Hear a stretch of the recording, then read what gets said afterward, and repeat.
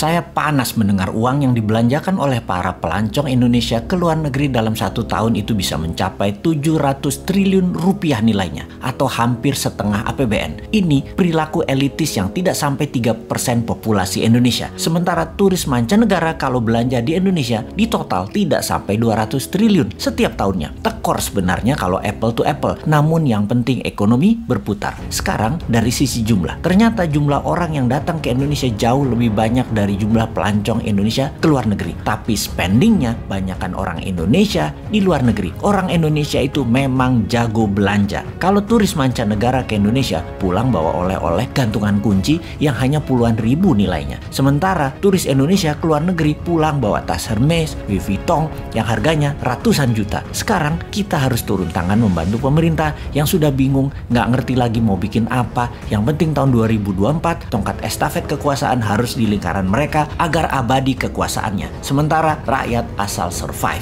Toh rakyat sudah pinter, otopilot semua cari makannya. Bagaimana membantunya? Nah, ini bedanya New Mind dengan oposisi pengkritik yang bisanya oposisi itu lihat kejelekan pemerintah, tetapi nggak tahu juga solusinya apa. Kalaupun ada solusinya, hanya normatif. Kita lompat sebentar keluar topik, nanti balik lagi memutar ekonomi wisata agar tidak keluar negeri. Saat ini di media-media juga orang-orang di tempat tongkrongan membicarakan 2024 siapa presiden dan wapresnya Indonesia. Maka banyak nama digadang-gadang. Nama-nama itu modalnya gampang. Bayar aja lembaga survei untuk memasukkan nama mereka, walaupun mereka hanya 1 di antara 10 orang. Pokoknya masuk aja nama mereka dulu. Lalu mulai dibangun citra mereka masing-masing. Yang hebatnya, siapapun mereka itu tanya satu hal, konsep bernegaranya apa ketika nanti mereka memimpin negara. Maka jawaban mereka pasti normatif, pasti umum-umum saja, seperti stop impor, stop hutang, pro UKM, dan lain sebagainya. Dan faktanya nanti ketika menjabat, semuanya tidak bisa dijalankan karena tidak tahu bagaimana caranya. Mereka semua itu hanya manuver politik dan di otaknya hanya bagaimana menjadi populer dan bagaimana menang mendapatkan kursi di 2024. Mek ngono tok. Hebatnya adalah narasinya bisa membuat rakyat percaya. Oh ya, ini bukan promosi Bosman yang ternyata sudah lengkap cara dan strategi bernegaranya. Bukan loh ya. Bosman bukan mau jadi presiden, Bosman mau jadi lord. Wes, jelas yo. Ini semua buat nyindirin positif. Kita nyindir incumbent, nyindir yang cari popularitas di tahun 2024 dan nyindir oposisi supaya semua punya konsep bernegara. Misalnya mereka mengatakan akan menghukum mati koruptor.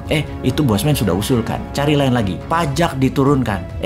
Bosman juga sudah duluan sejak 3 tahun yang lalu ngomong itu. Tutup selat di Indonesia. Wah, itu mah program Bosman. Bunga bank 0%. Itu juga Bosman yang punya program. Mati nggak lo para kandidat presiden semua konsepnya Bosman sudah duluan sebut beserta caranya. Mati gaya aja lo. Ya mending jadiin Bosman lord. Mulai paham nakalnya si Sontoloyo ini. Jadi cara mereka paling top ya paling masuk gorong-gorong, masuk ke podcast populer, sebanyak mungkin diliput media kegiatannya. Tapi ya garing. Viewer di sosmed mereka paling hanya ribuan, tidak mungkin sampai puluhan bahkan ratusan atau jutaan viewer. Kalau mau jutaan ya ke Deddy Corbuzier paling. Oke, kita kembali ke topik bagaimana membuat 700 triliun itu ada di Indonesia aja. Sebagai acuan, cerita Dior dan Vuitton, jadi wisata itu kekuatannya bukan ekowisatanya alias lokasinya yang kuat, tetapi harus ada kekuatan penunjang seperti kuliner, event atau peristiwa, tradisi, budaya, keramahan sarana toilet, kesehatan, dan pelayanan yang prima. Tentunya produk kelas dunia berharga mahal karena langka dan unik. Sungguh, event, tradisi, budaya, dan experience pengalaman adalah yang paling powerful membuat turis kembali. Bagaimana kalau kita buat semuanya? Kita buat event, tradisi, budaya, kuliner, produk UMKM, kelas dunia di seluruh Indonesia, plus gamifikasi yang berhadiah miliaran. Traveling di Indonesia, misalnya ke Jogja, ke Toba, modalnya per orang katakanlah 3 hari 1 juta rupiah. Ternyata bisa mendapat hadiah ratusan juta. Kalaupun nggak menang, nggak dapat hadiah gamifikasi, tetap dapat menikmati pengalaman pesona Indonesia. Untuk hal ini, kita luncurkan segera produknya. Tenang, New Mind selalu ada solusinya.